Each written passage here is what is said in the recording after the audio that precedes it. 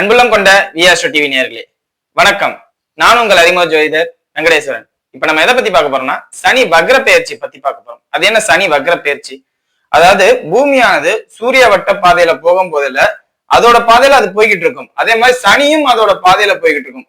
பூமியின் பாதையோட சனியின் பாதை கொஞ்சம் தூரமா இருக்கிறனால அது பூமி கொஞ்சம் வேகமா முன்னாடி போகும். அப்படி வேகமா முன்னாடி போகும்போதுல சனி பின்னோக்கி செல்ற மாதிரி இருக்கும். அதோட பாதையில அது நேரா தான் போய்கிட்டு இருக்கும்.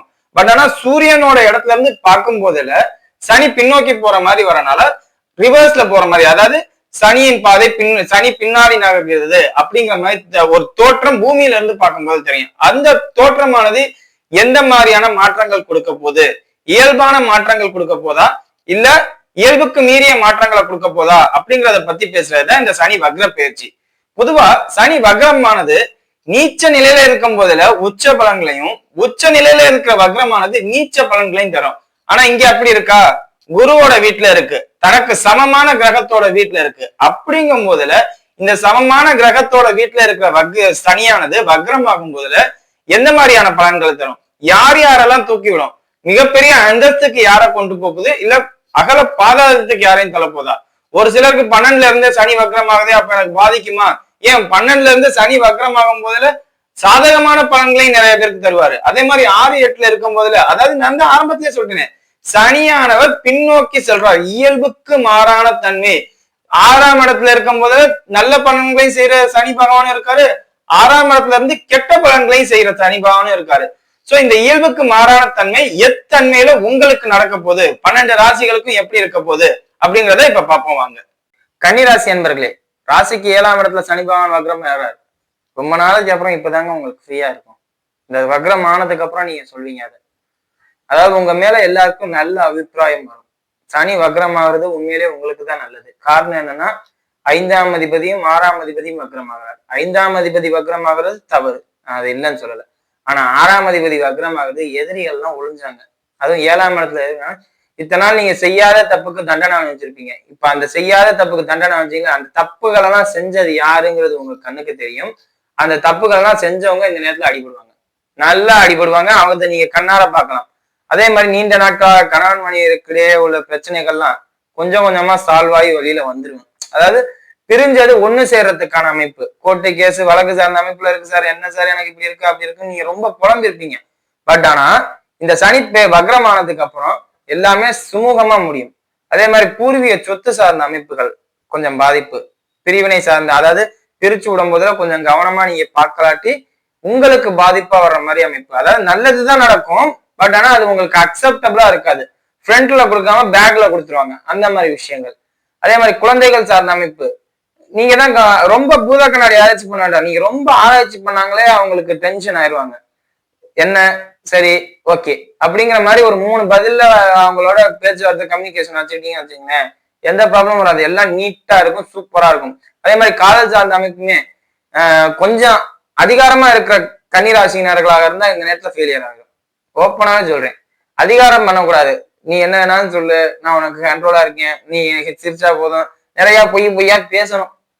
ராசிக்கு 2ஆம் இடத்துல சுக்கிர பகவான் உங்களுக்கு, அவர் ஆட்சி பலத்துல இருக்கவங்க பொய்யெல்லாம் சாதாரணம். சோ சுக்கிரன் எப்படி இருக்கோ அதுக்கேற்றாப்புலதான் அவங்க லவ்னே சொல்லலாம், லவ் லைஃப் அப்படிங்கிறதே சொல்லலாம்.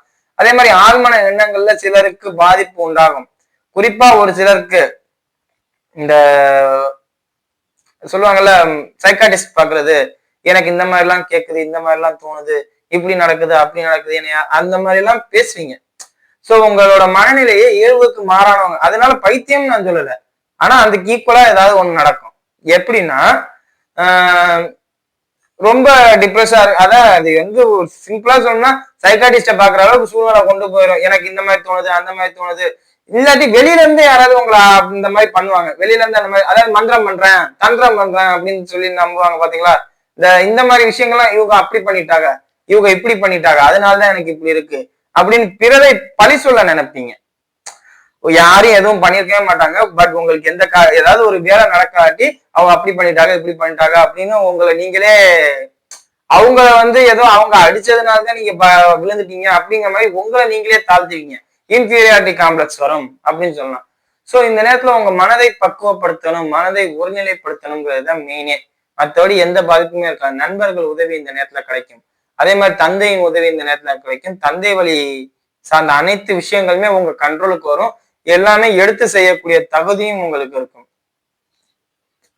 அதே மாதிரி தாயாருடைய உடல்நிலையும் பாதிக்கப்பட்டிருந்ததுமே கொஞ்சம் கொஞ்சமா தேறி வரும். எந்த பிரச்சனையும் இருக்காது. இன்னும் சொல்ல போனா பூர்வீக சொத்து சார்ந்த அமைப்புல எவ்வளவுதான் பாதிப்பு இருந்தாலுமே கௌரவமா உள்ளது மதிப்பானது உங்களுக்கு கிடைக்கும்.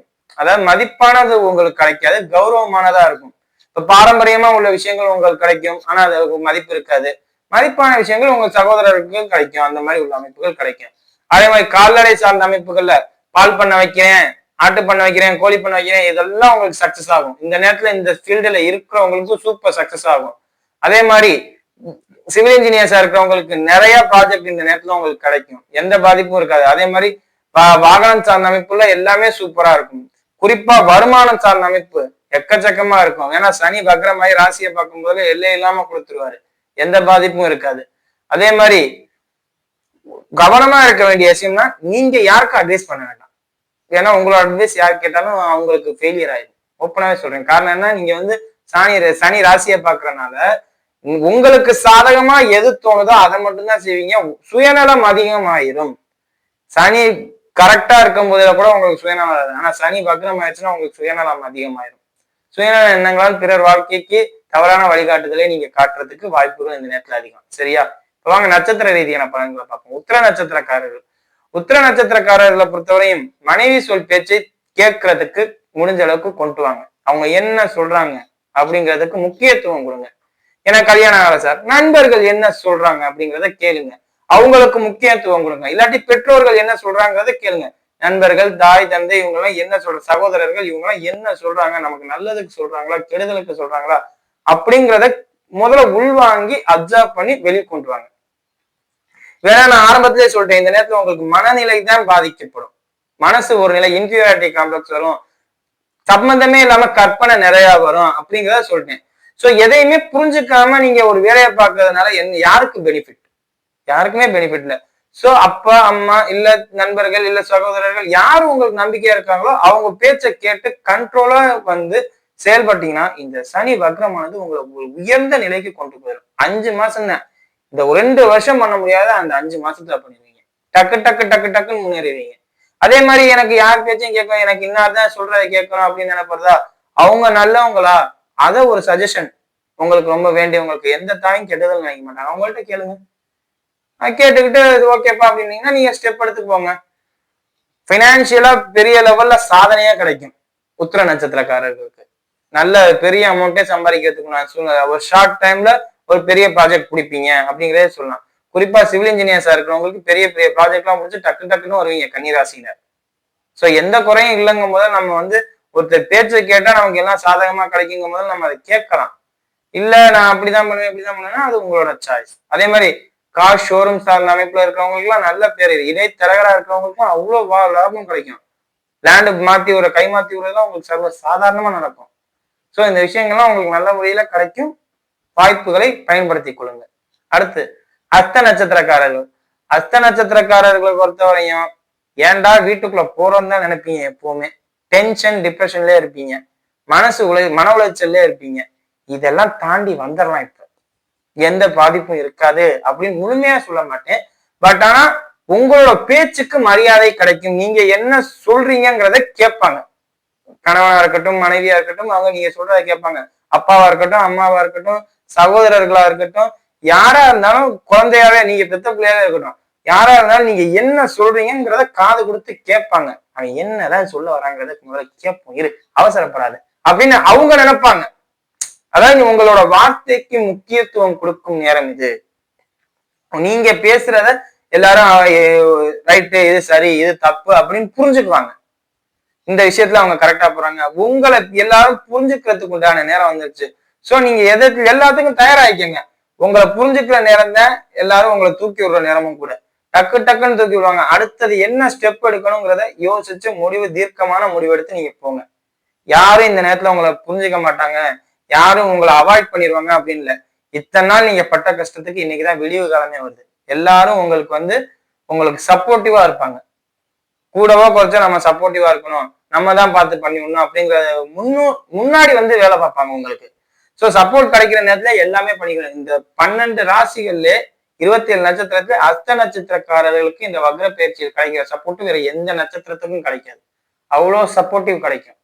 தொழில் சார்ந்த அமைப்பா இருக்கட்டும், வியாபாரம் சார்ந்த அமைப்பா இருக்கட்டும், கடன் சார்ந்த அமைப்பா இருக்கும். கடன் உங்களுக்கு நான் உனக்கு சப்போர்ட் பண்றேன், நான் கட்டிடுறேன்டா அப்படிம்பாங்க. நீங்க வாங்கின கடனுக்கு அவங்க கட்டுறேன்பாங்க. அதே மாதிரி உங்களுக்கு ஏதாவது வேற ஏதாவது செலவுகள் இருந்தா நான் பண்றேன்பாங்க. சோ எல்லாமே ஃபுல் சப்போர்ட்டா இருப்பாங்க. பட் அந்த சப்போர்ட்டுக்கு நம்பிக்கைக்குரியவரா இருக்கணும். சனி வக்ரமாவே இருக்காது. 5 மாசத்துக்கு அப்புறம் சனி இயல்பு நிலைக்கு வரும். அந்த நேரத்துல நீங்க ஸ்ட்ராங்கா வந்துடணும். அந்த 5 மாசத்துல ஸ்ட்ராங்கா கொண்டு வந்து ஸ்டடி பண்ணிட்டீங்கன்னா உங்களோட எல்லா ப்ராப்ளமும் நார்மலா கடுசா நிதானமா போயிட்டு இருக்கும். எந்த பாதிப்பும் இல்லாம. குறிப்பா வீடு கட்டுறதுல எதுவும் பாதிப்பு இருந்துச்சுன்னா யாராவது ஒரு நண்பர்கள்ட்ட உதவி கேட்டீங்கன்னா அதெல்லாம் பண்ணி கொடுப்பாங்க. சரியா? அடுத்தது சித்திரை நட்சத்திரக்காரர்கள். சித்திரை நட்சத்திரக்காரர்களை பொறுத்தவரையும் திருமணம் சார்ந்த அமைப்பு எதுவும் இந்த நேரத்துல அமைஞ்சிச்சுன்னா ஸ்டெப் எடுக்காம இருக்கிறது நல்லது. தாயாரோட உடல்நிலையை கவனமா பார்த்துக்கணும். சகோதரர்கள் உங்களுக்கு அடுத்து பிறந்தவங்க இளைமையில இருக்கிறவங்க எல்லாம் கொஞ்சம் கவனமா பார்த்துக்கணும். பொறுப்புகள் எல்லாம் உங்க கைக்கு வரும். எல்லாமே நீங்க தான் அப்படிங்கிற ஒரு சூழ்நிலை கூட வரும். இந்த சனி வக்ர பயிற்சியானது உங்களுக்கு முழு அதிகாரத்தையும் கொடுக்கிறது. நீ தான் எல்லாத்தையும் பார்க்கணும், நீ தான் எல்லாத்தையும் பண்ணணும், உன்னைத்தான் மலை போல நம்பி இருக்கேன் அப்படிங்கிற ஒரு கான்செப்ட் எல்லாம் வீட்டுல பேச ஆரம்பிச்சிருவாங்க. சோ நீங்க என்ன பண்ணணும்னா முடிவுகளை திடமாக எடுக்க கத்துக்கணும். உங்களுக்கு எப்பவுமே அவசர முடிவு தான். அவசரமா இல்லாம ரொம்ப நிதானிச்சு போகணும். மற்ற எல்லா நட்சத்திரத்திலும் உங்களுக்கு கிடைச்ச ஸ்பெஷாலிட்டி என்ன தெரியுமா? தலைமை தாங்கும் பண்பு. சோ இந்த நேரத்துல நீங்க ஒரு ஸ்கூல் பையனா இருந்தா கூட ஸ்கூல் பீப்புள் லீடர் ஆகலாம். இல்ல நான் காலேஜ் ரெப்ரஸன்டேட்டிவ் ஆகலாம், காலேஜ் லீடர் ஆகலாம், இல்லாட்டி டீம் லீடர் ஆகலாம், இல்லாட்டி குடும்ப தலைவர், கல்யாணம் கூட ஆகி குடும்ப தலைவரும் ஆகலாம். பட் ஆனா அது இப்போதைக்கு அவாய்ட் பண்ணிக்கிறது நல்லது. இல்ல நான் கல்யாணம் ஆகி குடும்ப தலைவரான எடுங்க, தப்பு இல்ல. எந்த ஒரு முடியாதான் எடுத்துட்டு போய்கிட்டே இருங்க. யார் என்ன பண்ண போறா அப்படின்ட்டு போங்க. ஏன்னா தலைமை தாங்கும் பண்பு வரும்போதுல எல்லாத்தையும் சூழ்நிலை கவனமா பார்த்துக்கணும். அந்த கவனமா பார்த்துக்கிற பக்குவம் உங்களுக்கு இருக்கா அப்படிங்கிறத மட்டும் கவனமா பண்ணிக்கணும். சரிங்களா? தொழில் சார்ந்த அமைப்புலையும் சரி, வியாபாரம் சார்ந்த அமைப்புலையும் சரி, எல்லாத்துக்குமே முக்கியத்துவம் உங்களுக்கு வரப்போகுது. நிதானிச்சு செயல்பட்டீங்கன்னா எல்லாத்துலயும் வெற்றி பார்த்து இந்த 5 மாசத்துல உங்களோட பேரை உயர்ந்த நிலைக்கு கொண்டு வர முடியும். சரியா? வீடியோ இப்பதான் ஃபர்ஸ்ட் டைம் பார்க்கறதா இருந்தா லைக் பண்ணுங்க, ஷேர் பண்ணுங்க, கமெண்ட் பண்ணுங்க. சேனலை மறக்காம சப்ஸ்கிரைப் பண்ணுங்க. வேற எதுவும் ஜோதிட ஆலோசனைக்கு கீழே உள்ள நம்பருக்கு கால் பண்ணுங்க. நன்றி.